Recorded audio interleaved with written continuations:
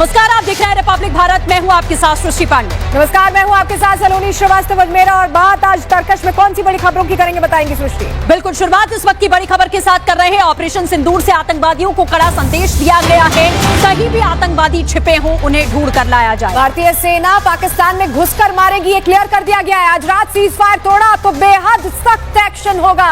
यानी आप सोचिए कि तैयारी बहुत बड़ी है। अगर हिमाकत की तो जवाब करारा होने वाला है। बिल्कुल, तो अगर हिमाकत की जवाब करारा होगा। ऑपरेशन सिंदूर से आतंकवादियों को कड़ा संदेश दिया गया है और यह बताया गया है कि अगर सीज फायर टूटता है, कोई भी उल्लंघन आज किया जाता है अगर पाकिस्तान की ओर से, तो उसे बुरी तरीके से उसका सामना करना पड़ेगा। पलटवार बहुत ही बुरी तरीके से होगा, यह साफ तौर पर भारतीय सेना की ओर से कहा गया है। यह बड़ी खबर आपको हम बता दें कि आज रात सीज फायर अगर तोड़ा गया तो एक्शन बेहद सख्त होने वाला है। ये बड़ी जानकारी आपको दे दें, सेना ने प्रेस कॉन्फ्रेंस करके तमाम जो डिटेल्स हैं वो भी यहां पर साझा की है कि किस तरीके से अपने टारगेट को चुना गया और उस पर स्ट्राइक की गई है। ये सब कुछ बताया गया है भारतीय सेना की ओर से। पाकिस्तान में ये आतंकी कहीं भी छिपे हों उन्हें ढूंढकर उनके अंजाम तक पहुंचाया जाएगा।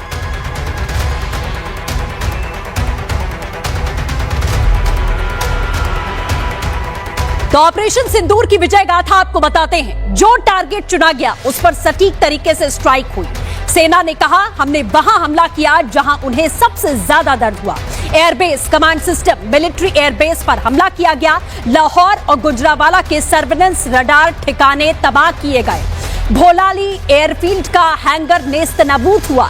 चकलाला एयरफील्ड का बड़ा हिस्सा तबाह हुआ और जैकबाबाद एयरबेस के हैंगर को नुकसान पहुंचा। मुरीद सरगोधा एयरबेस पर भी स्ट्राइक की गई। चुनियान एयर डिफेंस सिस्टम को तबाह कर दिया गया और जवाबी कार्रवाई में 35 से 40 पाकिस्तानी अफसर और सैनिक मारे गए हैं। कोई भी पाकिस्तानी विमान भारत में नहीं घुसा, ये सेना ने साफ किया। पाकिस्तान के कई लड़ाकू विमान गिराए गए और सेना ने कहा, हमने अपना टारगेट हासिल किया। जो चाहते थे उसे पूरा किया। नेवी भी तैयार थी, कराची टारगेट पे था और पाक नेवी के हर लोकेशन और मूवमेंट से हम वाकिफ थे। सेना के पास में हर सिस्टम को निशाना बनाने की क्षमता थी। और आपको बता दें, 10 मई को पाकिस्तानी डीजीएमओ ने बातचीत की और कुछ ही घंटों के बाद में संघर्ष विराम पाकिस्तान ने तोड़ा। अगर अब वो कुछ करता है तो हमला बेहद जोरदार होगा, ये साफ तौर पर भारतीय सेना की ओर से कहा गया है। रुक करते हैं बड़ी खबर का सलोनी।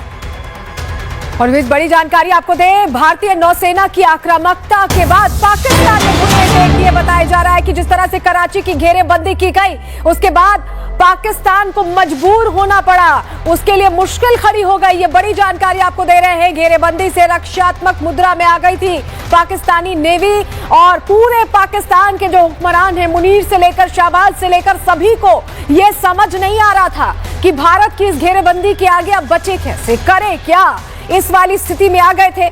नौसेना के जो जंगी जहाज हैं, जो आप तस्वीरें देख रहे हैं, ये तस्वीरें उसी दौरान की हैं जब अरब सागर में आईएनएस विक्रांत अग्रेसिव मोड में खड़ा था।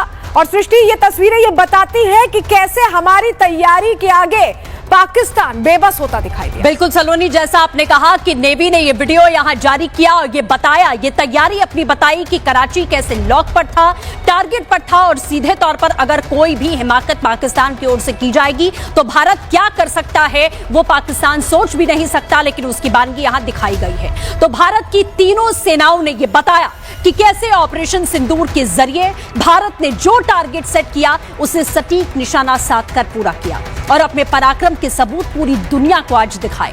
भारत ने बहुत ही सटीक तरीके से पाकिस्तान के आतंकी ठिकानों के बाद उनके एयरबेस को निशाना बनाकर उन्हें नेस्तनाबूद कर दिया, जिसके बाद पाकिस्तान पूरी तरीके से हिल गया था। देखिए इस रिपोर्ट में।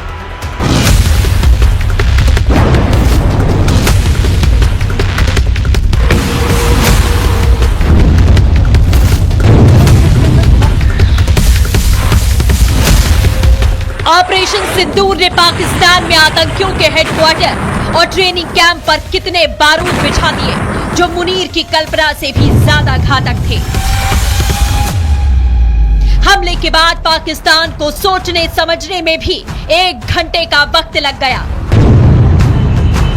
भारत का रुख साफ था, पाकिस्तान की कमर तोड़ना ही लक्ष्य था। टारगेट लॉक था, सेना को किसी भी कार्रवाई की खुली छूट थी। भारतीय सेना ने तय समय पर आतंकियों के ठिकाने तबाह किए तो सीमा पर हिमाकत दिखा रही मुनीर की सेना की कमर तोड़ दी। रिपोर्ट्स के मुताबिक 9 मई की रात अमेरिकी उपराष्ट्रपति जेडी वेंस ने पीएम मोदी से बात की। पीएम ने वेंस को 2 टूक शब्दों में भारत का स्टैंड समझा दिया। अगर पाकिस्तान कुछ करता है तो इस बार जवाब और भी विनाशकारी और सख्त होगा।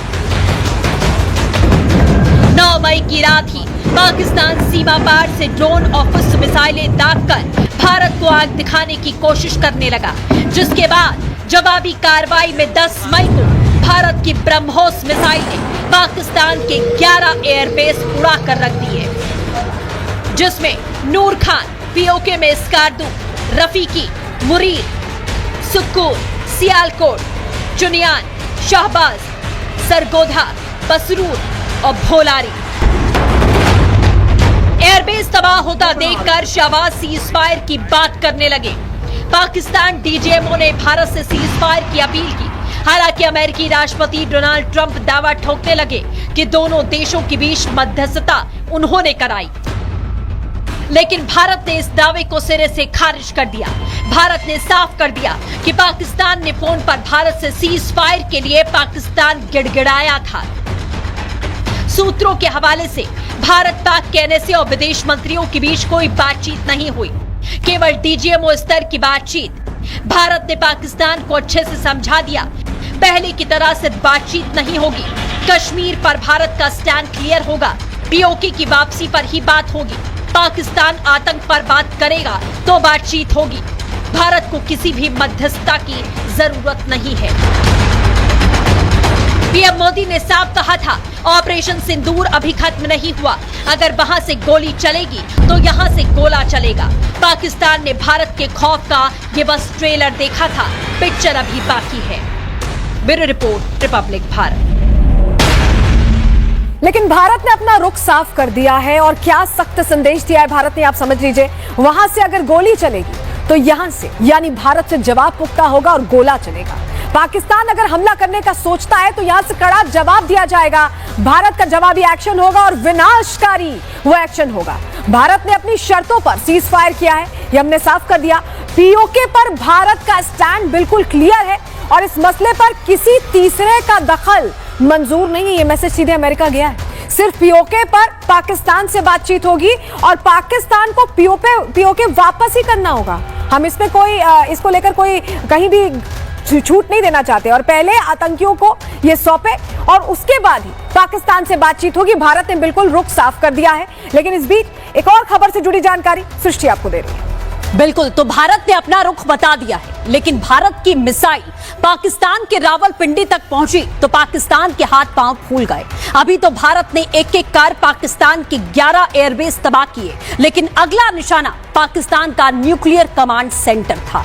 पाकिस्तान समझ गया था कि अगर यह हमला हुआ तो वो दुनिया के नक्शे से पूरी तरह से मिट जाएगा। इसीलिए पाकिस्तान सीज फायर के लिए घुटनों पर आकर खड़ा हुआ। देखिए,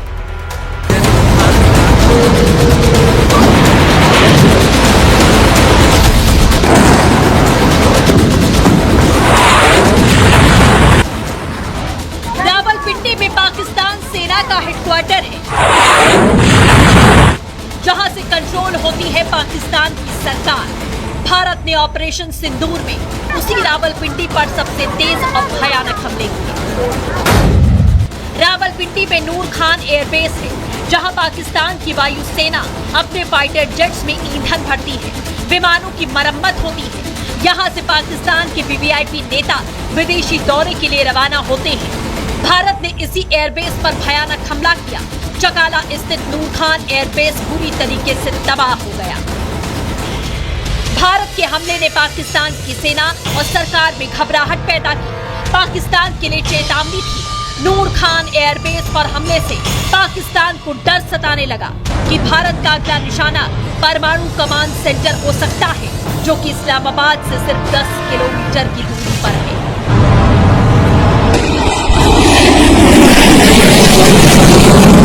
पाकिस्तानी हुकूमत के चेहरों पर खौफ पसर गया। भारत ने अगर न्यूक्लियर कमांड सेंटर पर हमला किया तो पाकिस्तान का नक्शा दुनिया से मिट जाएगा। ये सोच कर शाहबाज और मुनीर पागल हो रहे थे। नूर खान एयरबेस पर हमले के बाद रिपोर्ट आई कि शाहबाज शरीफ ने न्यूक्लियर कमांड अथॉरिटी की बैठक बुलाई, क्योंकि उन्हें डर था भारत इस सेक्टर पर हमला करेगा। शाहबाज ने बैठक तो नहीं की, लेकिन डर के मारे अमेरिका के सामने नाक रगड़ने लगे। अमेरिका को फोन लगाया, भारत से माफ करने की गुहार लगाने लगा। भारत ने काफी सावधानी से पाकिस्तान को ऐसी चोट दी है। भारत की स्ट्राइक पाकिस्तान के लिए एक साफ चेतावनी थी। जरूरत पड़ने पर भारत उसकी न्यूक्लियर कमांड को तबाह करने की क्षमता रखता है, जिसके दम पर वो भारत से युद्ध लड़ना चाहता था। Bureau report Republic.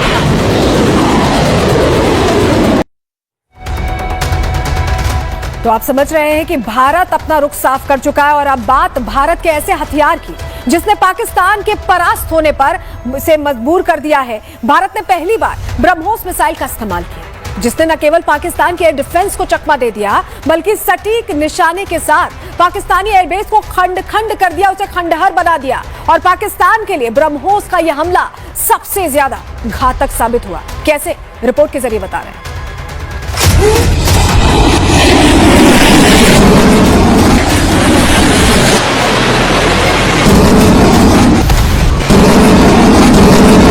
Indian air force ने पाकिस्तान के एयरबेस, गोला बारूद डिपो और कमांड सेंटर पर स्ट्राइक की, जिसमें कई एयरबेस तबाह हो गए। आतंकिस्तान की कमर तोड़ने के लिए भारत ने पहली बार ब्रह्मोस मिसाइल का इस्तेमाल किया, जिसने न केवल पाकिस्तान के एयर डिफेंस को चकमा दिया, बल्कि सटीक निशाने के साथ पाकिस्तानी एयरबेस को बुरी तरह से मिट्टी में मिला दिया।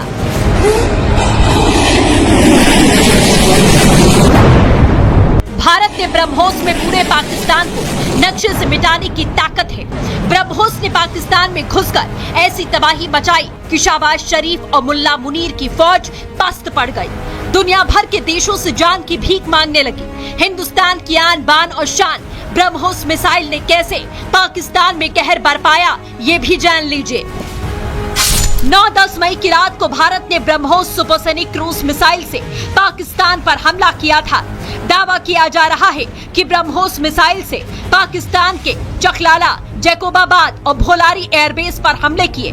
पाकिस्तान के स्कर्दू एयरबेस से तबाही की जो तस्वीरें सामने आई थी, वो ब्रह्मोस सुपरसोनिक क्रूज मिसाइल ने ही मचाई थी। ब्रह्मोस की गूंज से पाकिस्तान का शहर कांप गया। हमने केवल सीमा से सटे सैन्य ठिकानों पर ही नहीं कार्रवाई की, बल्कि भारत की सेनाओं की धमक उस रावलपिंडी तक सुनी गई, जहां पाकिस्तानी फौज का हेडक्वार्टर मौजूद है। ब्रह्मोस मिसाइल क्या होती है, अभी आपने ऑपरेशन सिंदूर के अंदर इस मिसाइल के पराक्रम की एक झलक देखी होगी, और नहीं देखी होगी तो कम से कम पाकिस्तान वालों से पूछ लेना चाहिए कि ब्रह्मोस मिसाइल की ताकत क्या है। पाकिस्तान जान गया है भारत की ताकत को। ब्रह्मोस की मार के आगे पाकिस्तान टिक नहीं पाएगा।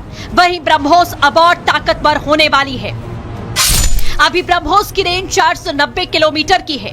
जब ये अपडेट होगी तो इसकी रेंज 1500 किलोमीटर तक होगी, यानी कि 1500 किलोमीटर दूर जाकर मारेगी।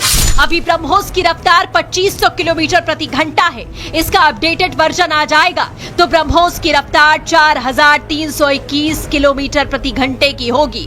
अभी ब्रह्मोस का वजन लगभग 3 टन है, लेकिन मिसाइल के अपडेट होते ही इसका वजन आधा हो जाएगा।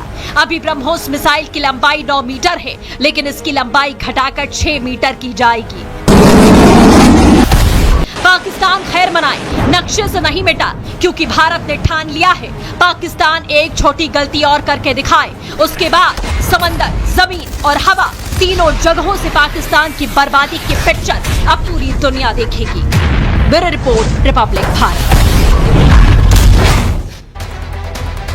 और इसी के साथ फिलहाल इस बुलेटिन में बस इतना ही।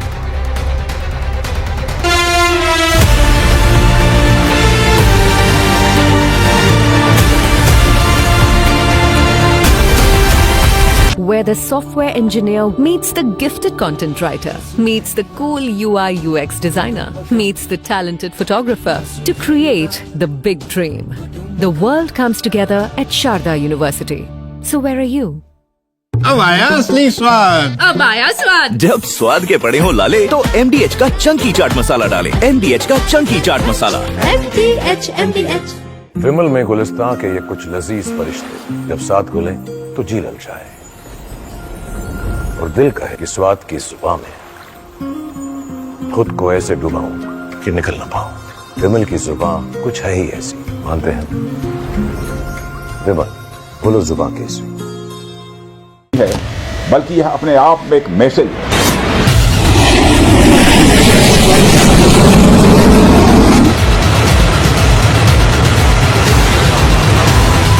भारत के कड़े जवाब का डर, पिटे हुए पाकिस्तान ने किया सरेंडर। भारत ने दागी थी मारकर ब्रह्मोस, तबाही देखकर पाकिस्तान के उड़े होश। दिन रात गीदड़ भपकी देने वाले पाकिस्तानी नेताओं ने देख ली थी वो तबाही की तस्वीरें जो भारत ने पाकिस्तान में मचाई थी। धरे के